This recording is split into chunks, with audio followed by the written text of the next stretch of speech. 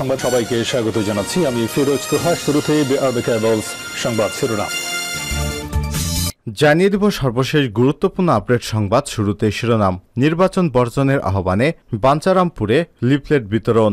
চলমান উপজেলা পরিষদ নির্বাচনের ভোট বর্জনের আহ্বান জানিয়ে ব্রাহ্মণবাড়িয়ার বাঞ্ছারামপুর উপজেলার বিভিন্ন স্থানে লিফলেট বিতরণ করা হয়েছে বিএনপির পক্ষ থেকে। এরপর জানিয়ে দিব নেতাকর্মীদের যে বার্তা দিল জামাত ইসলাম বাংলাদেশ। জানিয়ে দিব সাংবাদিককে বেধড়ক পেটালেন ছাত্রলীগ নেতা। সিরাজগঞ্জের শাহজাদপুরে ছাত্রলীগ সভাপতির নেতৃত্বে সাংবাদিকের উপর হামলার ঘটনা ঘটেছে। এই ঘটনায় হামলার শিকার ৭১ টিভির স্থানীয় সংবাদদাতা উজ্জ্বল অধিকারী বাদী হয়ে উপজেলা ছাত্রলীগের ভারপ্রাপ্ত সভাপতি শিবুসহ ১১ জনের নামে মামলা করেছেন। এদিকে সিলেটে আরেক গ্যাসের কূপের সন্ধান মিলেছে। জানিয়ে দিব আমার বাবার লাশের এক টুকরো মাংস চাই, ছুঁয়ে দেখব বলছিলেন বাবা হত্যার বিচারের দাবিতে মানববন্ধনরত ঝিনাইদহ ৪ আসনের সাবেক এমপি আনারের মেয়ে।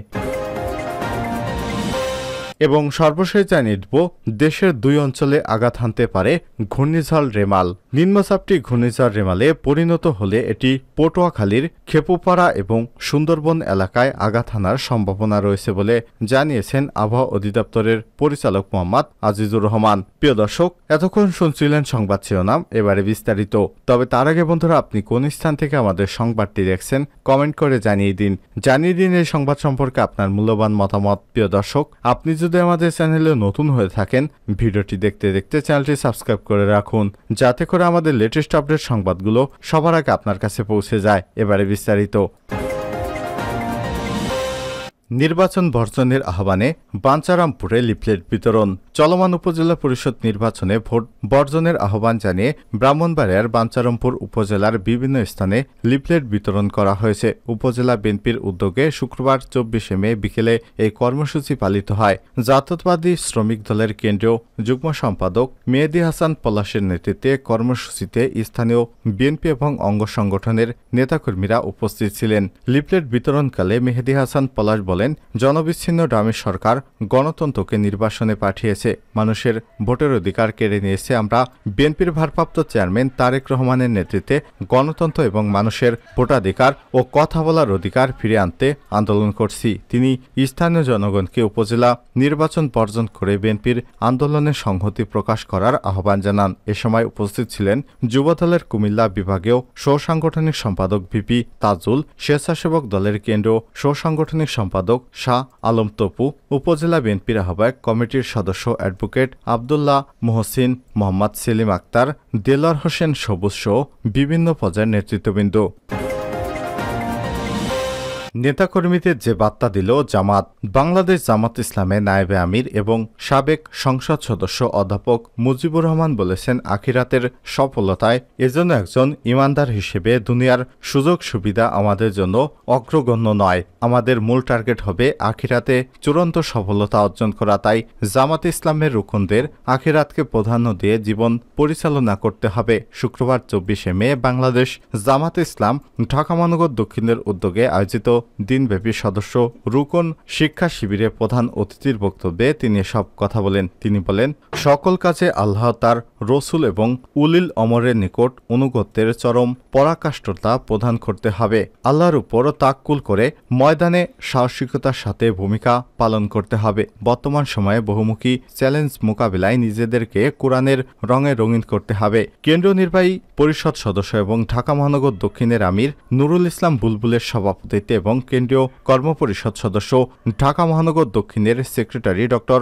শফিকুল ইসলাম মাসুদের সঞ্চালনায় অনুষ্ঠিত শিক্ষা শিবিরে বিশেষ অতিথি হিসেবে বক্তব্য প্রদান করেন জামাত ইসলামের সেক্রেটারি জেনারেল এবং সাবেক সংসদ সদস্য অধ্যাপক মিয়া গোলাম পরোয়ার, সহকারী সেক্রেটারি জেনারেল যথাক্রমে মাওলানা রফিকুল ইসলাম খান, এইচ.এম. হামিদুর রহমান আজাদ, মাওলানা আব্দুল হালিম, কেন্দ্রীয় নির্বাহী পরিষদ সদস্য অধ্যক্ষ মোহাম্মদ ইজ্জতুল্লাহ। অধ্যাপক মিয়া গোলাম পরোয়ার বলেন, বলেন, ইকামাতে দিনের কাজকে আঞ্জাম দেওয়ার জন্য জামাতের সদস্যদের রুকন তাদের কৃত শপথের আলোকে জীবন পরিচালনা করতে হবে। মাওলানা রফিকুল ইসলাম খান বলেন, জামাতের রুকনদের নিজেদের পরিবার নিয়ে চিন্তা করতে হবে। জাহান্নামের কঠিন আযাব থেকে মুক্তির জন্য পরিবারের সদস্যদের ইসলামের সুমহান আদর্শের ভিত্তি গড়ে তুলতে হবে। স্ত্রী সন্তানদের ইসলামী আন্দোলনের সাথে সম্পৃক্ত করতে হবে। সাংবাদিককে বেধড়ক পেটালেন ছাত্রলীগ নেতা। সিরাজগঞ্জের শাহজাদপুরে ছাত্রলীগ সভাপতির নেতৃত্বে সাংবাদিকদের উপর হামলার ঘটনা ঘটেছে। এই ঘটনায় হামলার শিকার ৭১ টিভির স্থানীয় সংবাদদাতা উজ্জ্বল অধিকারী বাদী হয়ে উপজেলা ছাত্রলীগের ভারপ্রাপ্ত সভাপতি শিবুসহ ১১ জন নামী এবং অজ্ঞাত আরও ৭ থেকে ৮ জনকে আসামি করে লিখিত অভিযোগ দায়ের করেছেন। হামলার শিকার সাংবাদিক উজ্জ্বল অধিকারী জানান, বৃহস্পতিবার ২৩ মে রাতে সরকারি কাজে শাহজাদপুর পৌরসভা এলাকার মুক্তিযোদ্ধা কমপ্লেক্স সংলগ্ন মেসাজ সরকার এন্টারপ্রাইজের সামনে অতুল কুমার হালদারকে নিয়ে অবস্থান করছিলেন। ৭১ টিভির বেলকুচি প্রতিনিধি উজ্জ্বল অধিকারী এ সময় শাহজাদপুর উপজেলা ছাত্রলীগের ভারপ্রাপ্ত সভাপতি শিবু এবং পৌর এলাকার ইসলামবাড়ি রাজবাড়ির মহল্লার সোহেলাঙ্কন এবং সংরক্ষিত মহিলা আসনের ওয়ার্ড কাউন্সিলর সিলভিয়া পারভিন মিঠু ছেলে নীরবের নেতৃত্বে ইয়াসিন ২৫, নাহিদ ২৫, সাইমন ৩০, সুমন ২৪, হৃদয় ২৬, শিহাব ২৮, প্রবীণ ৩০, চঞ্চল ২৮, কাঞ্চন ৩২ ও অজ্ঞাত আরও ৭ থেকে ৮ জনের সংঘবদ্ধ একটি দল দেশীয় অস্ত্রশস্ত্র নিয়ে এসে উজ্জ্বল অধিকারীকে হুমকি দেয়। উজ্জ্বল প্রতিবাদ করলে সন্ত্রাসীরা আতর্কিত হামলা চালিয়ে এলোপাতাড়ি তাকে এবং অতুলকে পিটিয়ে গুরুতর আহত করে। এ সময় উজ্জ্বলের মোবাইল ফোন কেড়ে নেওয়া হয়। সিলেটে আরেকটি গ্যাস কূপের সন্ধান। সিলেটে আরেকটি কূপের সন্ধান পাওয়া গেছে। খনন কাজ শেষে সিলেটের কৈলাস টিলা গ্যাস ক্ষেত্রের ৮ নং কূপে গ্যাস সন্ধান পাওয়ার কথা জানিয়েছে Sylhet gas field limited SGFL। এ নিয়ে গত ৭ মাসে সিলেটের ৪টি কূপে গ্যাসের সন্ধান মিলল। বিষয়টি নিশ্চিত করে SGFL এর ব্যবস্থাপনা পরিচালক মিজানুর রহমান জানান, গত বছরের জানুয়ারি থেকে কৈলাসটিয়ার ৮ নং কূপে খনন কাজ শুরু করে বাপেক্স। কূপের ৩,৪৪০ থেকে ৫৫,০০০ ফুট গভীরতায় গ্যাস পাওয়া গেছে। এখন দৈনিক ২১ মিলিয়ন ঘনফুট গ্যাস পরীক্ষামূলকভাবে উত্তোলন করা হচ্ছে। ৩ মাসের মধ্যে পূর্ণাঙ্গ উত্তোলন শুরু আশা প্রকাশ করেন তিনি। দেশের ২ অঞ্চলে আঘাত হানতে পারে ঘূর্ণিঝড় রেমাল।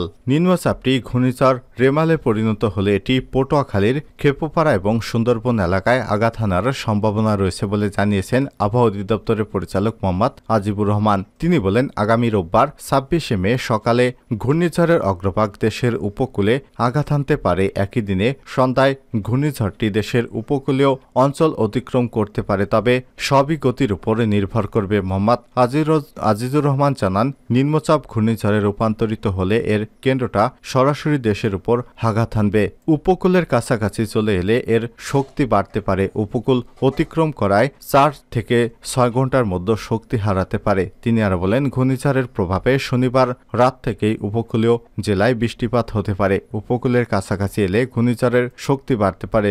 যত কাছে আসবে ততই ভারী বর্ষণ হবে, তবে বৃষ্টি না হওয়া পর্যন্ত দেশের গরম কমবে না। আবহাওয়া অফিস পরিচালক বলেন, নিম্নচাপটি উত্তর পূর্ব দিকে আরও ঘনীভূত হচ্ছে। কেন্দ্রে বাতাসের গতিবেগ সর্বোচ্চ ৪০ থেকে ৫০ কিলোমিটার, ফলে সাগর উত্তাল রয়েছে। নিম্নচাপটি সন্ধ্যা নাগাদ গভীর নিম্নচাপে পরিণত হবে। এর ফলে চট্টগ্রাম, মোংলা, পায়রা সমুদ্র বন্দরে ১ নম্বর দূরবর্তী সংকেত দেখাতে বলা হয়েছে। মাছ ধরার নৌকা এবং ট্রলারকে উপকূলের কাছাকাছি থাকার নির্দেশ দেওয়া হয়েছে। এদিকে আবহাওয়াবিদ মোহাম্মদ হাফিজুর রহমান স্বাক্ষরিত আবহাওয়ার এক বিশেষ বিজ্ঞপ্তিতে বলা হয়েছে, পূর্ব মধ্য বঙ্গোপসাগর এবং তৎসংলগ্ন নিম্নচাপ সংক্রান্ত নিম্নচাপটি শুক্রবার সকাল ৬টায় চট্টগ্রাম সমুদ্রবন্দর থেকে ৮৭০ কিলোমিটার দক্ষিণ পশ্চিম অংশে, কক্সবাজার সমুদ্রবন্দর থেকে ৮০৫ কিলোমিটার দক্ষিণ পশ্চিম অংশে, মোংলা সমুদ্রবন্দর থেকে ৮২৫ কিলোমিটার দক্ষিণে এবং পায়রা সমুদ্রবন্দর থেকে ৭৯০ কিলোমিটার দক্ষিণে অবস্থান করছিল। এটি আরও উত্তর পূর্ব দিকে অগ্রসর এবং ঘনীভূত হতে পারে। এদিকে চট্টগ্রাম, কক্সবাজার এবং মোংলা ও পায়রা সমুদ্রবন্দরকে ১ নম্বর দূরবর্তী সংকেত দেখাতে বলা হয়েছে। উত্তর বঙ্গোপসাগর এবং গভীর সাগরে অবস্থানরত সব মাছ ধরা নৌকা এবং ট্রলারকে পরবর্তী নির্দেশ না দেওয়া পর্যন্ত উপকূলের কাছাকাছি এসে সাবধানে চলাচল করতে বলা হয়েছে।